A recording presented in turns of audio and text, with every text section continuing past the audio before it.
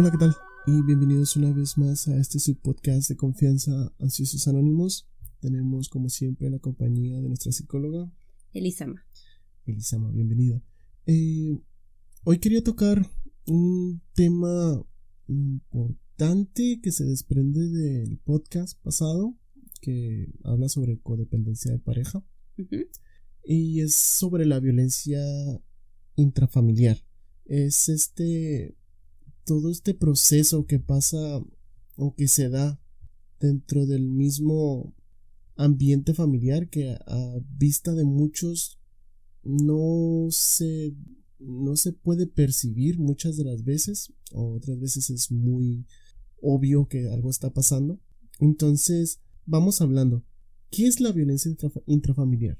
Bueno, la parte intrafamiliar que quiere decir que ocurre dentro de la familia, dentro del núcleo familiar. Entonces, el término violencia, bueno, me gustaría primero recalcar, hay que diferenciarlo entre agresión y violencia. Estos dos términos es importante diferenciarlos. La agresión es básicamente una reacción ante un evento, una experiencia de la cual necesitas defenderte. Es decir, si se genera, puede ser a raíz del miedo, pero más bien aquí ya entra el enojo. El enojo como emoción nos permite defendernos de una injusticia, de un peligro, y bueno, la agresión es natural, es parte de la supervivencia y pues básicamente nos permite valorarnos incluso, ¿ok? Sin embargo, la violencia ya estamos hablando de que hay una intención de sometimiento. La persona que es violenta tiene la intención de dañar a su víctima, tiene la intención de que esté bajo su poder.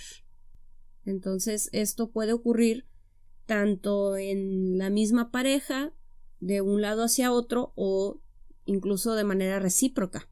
O bien puede ser de los padres hacia los hijos o entre los mismos hermanos. Ok, en ese sentido, ¿cuántas formas existen de violencia intrafamiliar? Ok, básicamente hay dos clasificaciones. Uno es por la manera en que se expresa, si es activa, si es pasiva.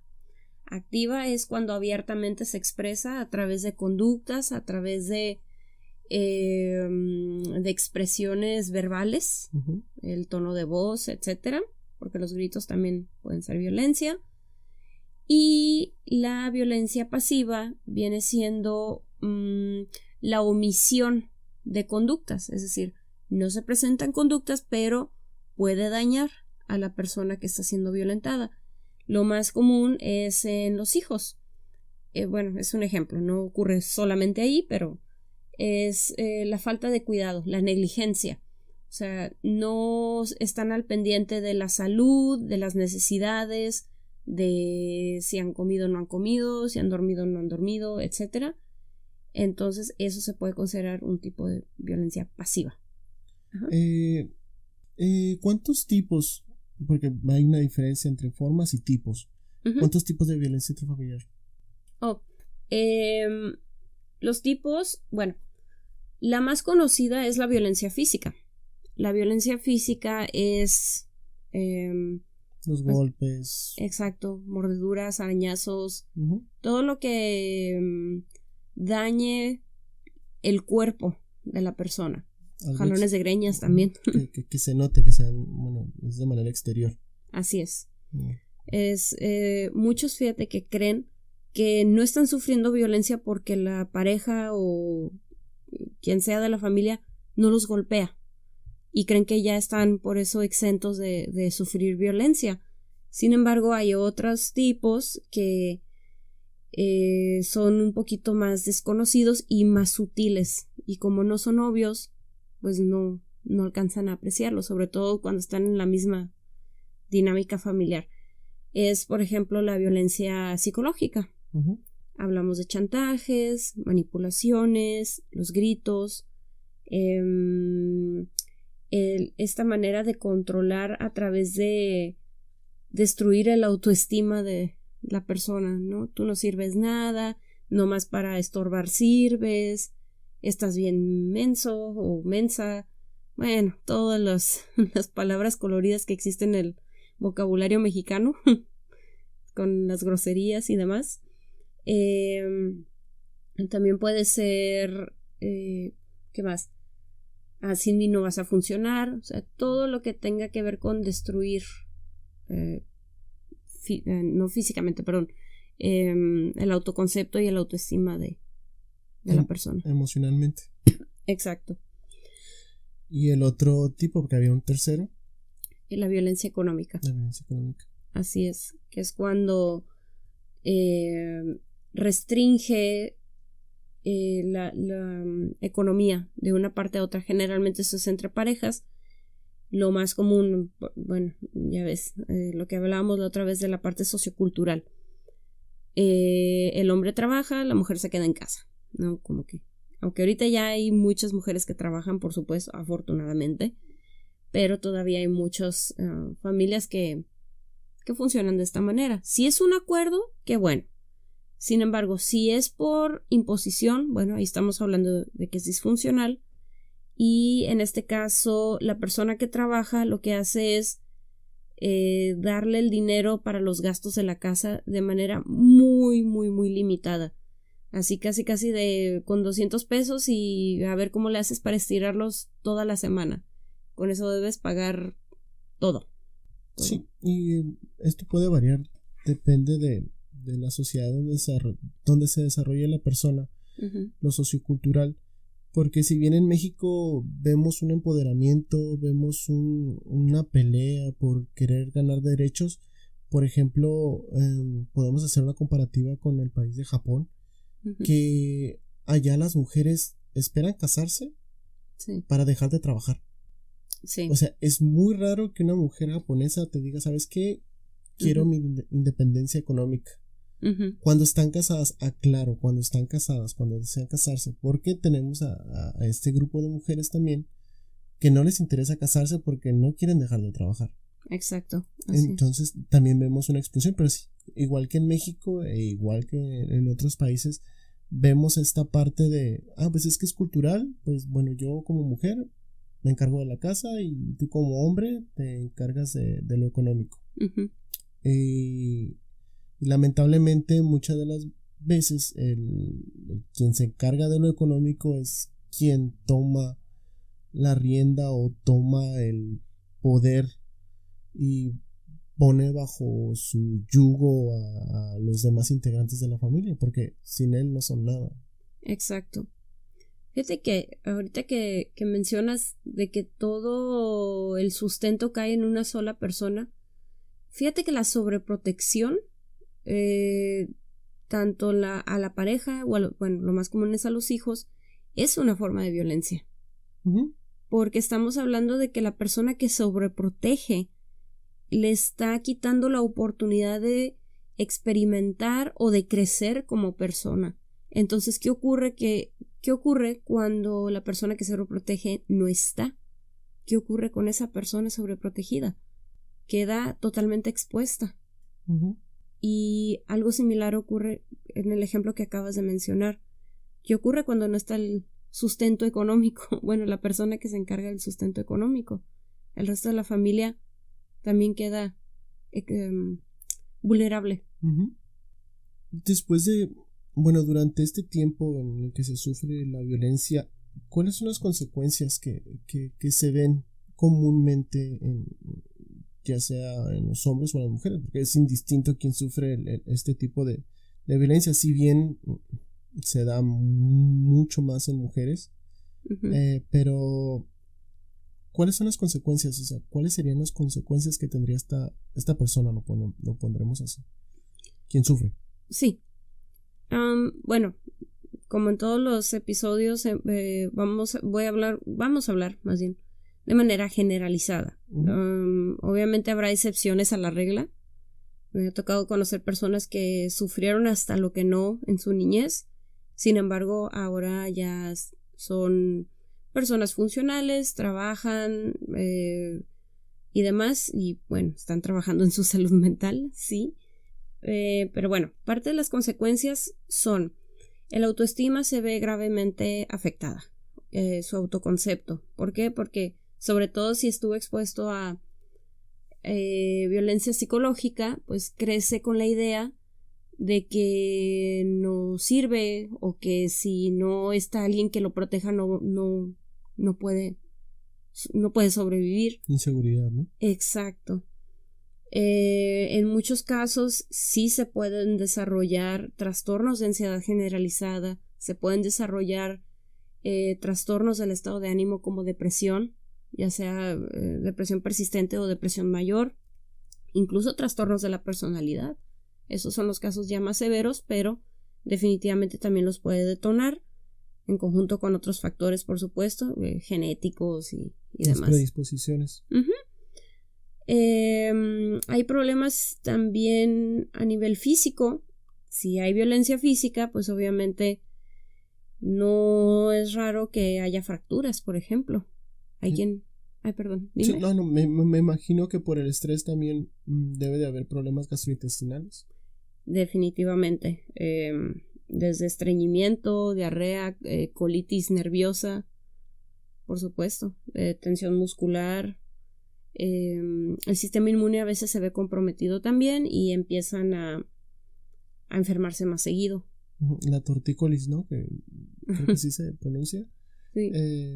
Que es esa tensión que todo el tiempo te está doliendo algo, y es por la misma tensión que te genera estar en ambientes no sanos.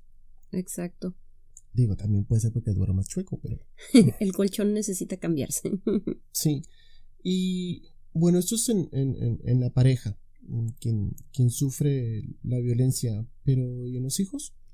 En los hijos, fíjate que es muy común, sobre todo si hay violencia severa y hay sobre todo violencia física, es común que haya dificultades en el control de esfínteres a ya edad más avanzada.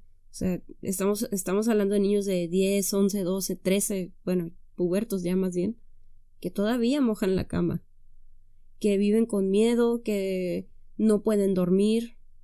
En algunos casos se ha visto de que se ponen en medio de la pelea de los padres y terminan severamente golpeados también por eso. Sí, y lo vemos, por ejemplo, hay una historia de este actor de White Chicks, Terry Crews. Terry Crews, que el musculoso, ¿no? Si ustedes se ponen a ver un poquito de la historia de él, de la violencia que sufrió por parte de su padre, y cómo él está así hizo crecer sus músculos para defenderse y defender a su madre. Uh-huh. O sea, no es que él haya tenido como que, ¿sabes qué? Quiero ser físico-constructivista, o quiero ponerme a hacer ejercicio porque me gusta y porque me hace sentir bien. No, él se construyó así para hacer un muro entre su madre y su padre. Exacto. Entonces, muchos de los que, vemos a personas fuertes, pero no sabemos qué hay detrás de ellos, o no sabemos cuál fue el motivo por el que se hicieron así de duros. Y pongo el ejemplo de Terry, pero no necesariamente tiene que ser musculatura, simplemente darse cuenta que también pueden golpear, que también pueden defenderse o pueden parar una pelea. A veces también provoca que se genere vamos a ponerlo como valentía, de querer interceder y parar este tipo de violencia, sobre todo cuando es física. Sí, fíjate que esta parte de la violencia física, de nuevo, es la más visible, pero ¿qué ocurre con la violencia psicológica? Esa no, por más fuerte que te pongas físicamente, no te puedes interponer. ¿Cómo defiendes a tu madre? ¿Cómo defiendes a tu padre que está siendo violentado? Que le gritan, que le dicen que no sirven para nada. O sea, imagínense el impacto que tiene para los niños el hecho de que no pueden hacer algo y no les debe corresponder hacer algo. No tienen por qué estar en esa situación. Sí, y tomando estas palabras, si vemos la misma historia de Terry, menciona que él nunca había tenido la oportunidad de enfrentar a su padre después de haber construido su cuerpo, hasta que ya fue adulto y por alguna situación los invitaron a su papá, coincidió con que estaba su mamá, los dejaron solos porque supuestamente ya se había calmado el papá, y resulta que no, que de repente la volvió a golpear. Entonces él había salido con su familia y se regresa a la casa y agarra y llega a su hogar y ve a su madre golpeada y ve a su padre sentado en un sillón muy cómodamente como si nada hubiese pasado, y llega y lo golpea. O sea, Terry golpea a su papá y él menciona, es que no me sentí bien, me sentí peor. Sí. Entonces es parte de esa violencia psicológica. No es solamente que dejarte moretones en tu cuerpo, sino también es destruir poco a poco tu capacidad cognitiva, tus sentimientos, tu estabilidad emocional. Sí. Sí, y bueno, no vi esa parte de la nota de la entrevista, pero me imagino, voy a indagar, voy a hacer hipótesis nada más. Mucho de lo que ocurre cuando los hijos terminan defendiendo a uno de sus padres del otro, esta culpa que sienten, además de por todo lo que les hayan gritado, es precisamente porque han dañado a esa figura de autoridad que tanto les han dicho que no deben tocar siquiera. Entonces, parte de la violencia es: tú no me puedes tocar a mí, tú no me puedes hacer nada. Porque yo soy quien manda. Exacto.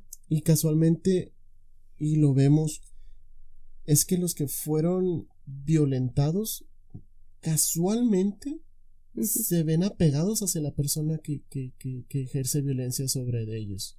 Sí. Y empiezan a retirarse, empiezan a distanciarse de la persona quien trató de interceder para sacarlos de ese ambiente de toxicidad. Sí, los empiezan a ver como la oveja negra, casi siempre también. Sí, y es curioso ver ese tipo de comportamiento. A mí me causa shock el verlo, pero bueno, es algo que sucede, es algo común, y bueno, no se debe de enojarse por eso o de pensar que todos están mal por eso. No funciona así. Ok, ya hablamos sobre las consecuencias con la pareja, la consecuencia de los hijos. ¿Algo más que si quieras agregar de los hijos? Hablamos sobre el control de esfínteres que se estaba alargando. Platiqué un poco de esto que sé, también del apego que se da hacia las personas que ejercen la violencia sobre ellos, sobre todo en los hijos. ¿Qué otro? Crecer con depresión, con ansiedades, con baja autoestima, con trastornos alimenticios. ¿Hay algo más que se puede desarrollar? También los de personalidad, sí los mencioné. Pero sí, es cierto, acabas de mencionar uno que no había mencionado. Los trastornos alimenticios también son comunes, porque, por ejemplo, es común que empiecen a criticar el físico, sobre todo cuando están siendo adolescentes, ¿no? Es que estás muy gordita o estás muy gordito, es que nadie te va a querer así, y es que no te pareces a esta modelo o este modelo.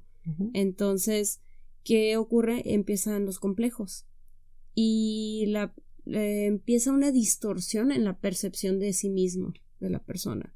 Que son como las imágenes que circulan normalmente, ¿no? En Twitter, en Facebook, en Instagram, que se ve a la muchachita, en este caso muchacha, porque es más común, supongo, donde está delgada, pero en el reflejo ella se ve un poco más llenita de lo que verdaderamente es. Sí, sí. Y es esta misma percepción que se distorsiona. Y realmente se ven así, o sea, a sus ojos definitivamente, por más que se puedan incluso tocar las costillas a simple así que se ven en la superficie y alcanzas a tocarlos, o los huesos de la cadera que también se ven bastante marcados, aún así se perciben como personas que tienen obesidad mórbida, casi. Sí, interesante. ¿Qué hacer en caso de sufrir violencia intrafamiliar? Se lo pregunto a una psicóloga porque se ha visto muchas personalidades, influencers, lo digo entre comillas, entre muchas comillas, que dicen, no, habla con él y dile que por favor no lo haga, que ya no quieres vivir eso. O sea, supongo, imagínate, se le digo, oye, ¿sabes qué? Ya no quiero que me pegues, pues toma para que aprendas. Sí. Entonces, o sea, no se tomen consejos de personas que no tengan conocimientos, que no sean especialistas en el tema. Yo, antes de empezar cualquier podcast, le pregunto de qué vamos a hablar, investigo un poquito y entonces ya empezamos a desarrollar el tema. Lógico, yo también tengo mis años y me ha tocado vivir, me ha tocado ver, me ha tocado leer. Entonces sé un poco, no soy especialista, pero mis preguntas van dirigidas específicamente a quien sabe. Yo doy mi opinión y la profesional en este caso pues es quien desarrolla la parte más sensible. Yo puedo tocar el tema de manera muy general y pues ya nos especializamos o se especializa la información. Pero ahora sí, como paréntesis, no le haga caso a los influencers, por favor. Acérquense a una persona profesional, psicólogo, psiquiatra, trabajadora social, lo que ustedes quieran, pero evítense un problema, de verdad. ¿Qué hacer en casos de violencia? Híjole, está muy difícil. Más bien depende quién se anima a denunciar, porque tocaste un punto tan sensible ahorita con esto de habla con la persona. No es tan fácil como hablar con la persona. Efectivamente puede resultar contraproducente, sobre todo cuando ya es muy intensa la violencia. Mira, si es la pareja, o sea, quien se anima a denunciar, quien se anima a hacer algo al respecto, lo ideal es asesorarse legalmente, primero. Porque si están casados, por ejemplo, y quiere retirar a sus hijos de él o de ella, definitivamente va a haber una pelea legal. Y necesita proteger a sus hijos, necesita protegerse a ella. Y estoy hablando cuando ya es muy severa la violencia, o sea, cuando ya hay violencia física incluso, o amenazas. Parte de la asesoría legal también debe incluir la asesoría psicológica. Definitivamente se tiene que tomar terapia y se necesita reconstruir como persona, porque parte de las consecuencias de la violencia de pareja es una destrucción de la persona. Y es tan paso a paso, es tan casi metódico, que ni siquiera se va dando cuenta la persona que ya deja de ser ella o él mismo. Sí, y una de las, como de las cosas que más común pasan es por ejemplo el de ya no querer salir. Sí. Es como que hay una reunión y dices, ¿sabes qué? No quiero ir. Y simplemente tú deseas no ir. Pero en realidad es un no quiero ir porque no quiero un problema. Exacto. Pero también quisiera yo relacionarlo con la codependencia, que es el tema que tocamos el podcast pasado, que es el querer salvar a una persona. O sea, el volverte esa parte y sufrir y volverte el mártir o la mártir por querer salvar a una persona, y esto provoca este tipo de violencia. Está como el chiste, bueno, no el chiste, sino el meme, amiga, date cuenta. Creo que ese no lo he visto. Bueno, de que veas lo que yo estoy viendo desde fuera. Okay.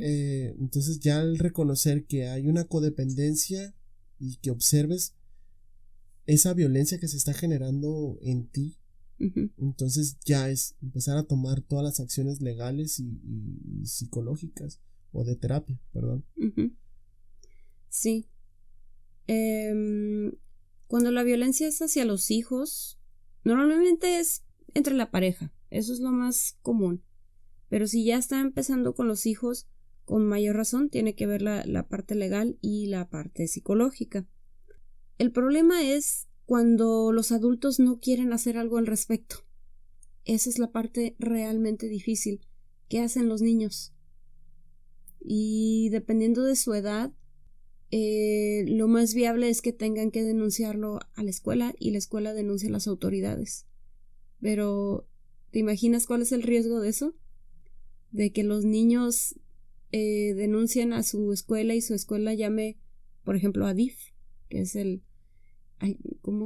Desarrollo Integral de la Familia. Exacto, es es una paraestatal, si mal no recuerdo, ¿no? No estoy seguro, sé que funciona a nivel federal y a nivel estado. Pero sí, pero hablando ya de la escuela, también entra este perfil del docente, del maestro, del quien se carga de los hijos una parte del día. Empieza a desarrollarse un vínculo que se llama in loco parentis, que es como ya de empezar a sentir a tus alumnos como como personas cercanas a ti, y empiezas a crear empatía por tus niños, por tus alumnos. Y a veces al ver esta situación en algunos de que se ve vilmente que sufren violencia intrafamiliar, es ¿qué puedo hacer yo como maestro para que el niño no sufra más? Dejarlo en su familia, que por lo menos esté con sus padres, aunque sea violentado, o hablarle a las autoridades para que lo retiren de su núcleo familiar y sufra, pero sin sus padres. Exacto. Y si supiéramos que DIF, bueno, no me consta, no quiero decirlo nada, no quiero enfatizar, mera opinión, pero al menos me gustaría saber cuáles son los procesos que se tienen con los niños que son sacados de estos núcleos familiares. Pues bueno, si me dicen ese A, B y C, yo estaría súper a gusto, pero a veces es tan hermético algunas situaciones que, bueno, a veces es de preocupación, y más cuando llegan noticias o llegan notas que de repente hay situaciones que se dan dentro de la misma institución que dices, o sea, están para ayudar o para perjudicar. Sí, las historias de terror, ¿no? Que de repente uno escucha de ese lugar. Y no lo digo por decir, sino también hemos tenido trabajo en asociaciones y en ocasiones nos ha tocado ir a DIF. Y hemos visto y hemos escuchado, y te dices, oye, ¿qué pasa? Sí, ¿qué está ocurriendo aquí? Se supone que están para proteger, efectivamente. Y sí, entiendo este dilema enorme, ¿no? Del docente. Si el niño se arma de valor y dice, profe, estoy pasando esta situación, pues ahora que técnicamente, más bien, se supone que legalmente el docente sí está obligado a decir.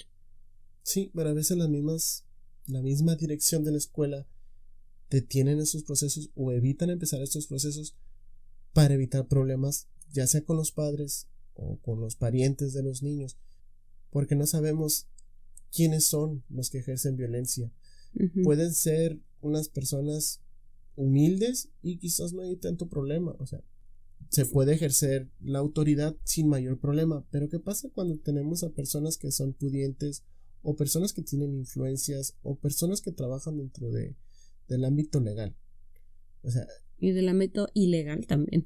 Así es, o sea, entramos en situaciones o en dilemas muy, muy fuertes, porque imagínate tú como maestro que quieras denunciar por violencia intrafamiliar, y que estás denunciando para proteger al niño, y que de repente es una persona que pues, no de muy buen perfil quien ejerce la violencia en la familia. Bueno, te expones a perder tu vida, te expones a que te pase algo, a que por lo menos te asusten. O sea, son muchas cosas que se deben de tomar en cuenta. Bastante, pero la primera de todas es es darse cuenta que se está sufriendo violencia. Exacto, y que no solamente es la violencia física la que existe, sino la psicológica, y que esa es la que más tarda en sanar. Entonces, la psicológica, la física y la económica son las tres, son las principales. Los principales tipos de violencia intrafamiliar. Bueno, terminamos el día de hoy con 31 minutos, casi 32 minutos de plática. Se fue súper rapidísimo. Sí. Y nada, pues nos despedimos por el día de hoy. Esperamos que les haya gustado, que hayan llegado hasta aquí. Un saludo a todos los que nos escuchan y pues nos vemos en un próximo podcast. Que estén bien, cuídense mucho. Un abrazo. Bye. Bye bye. Y recuerden, no se dejen.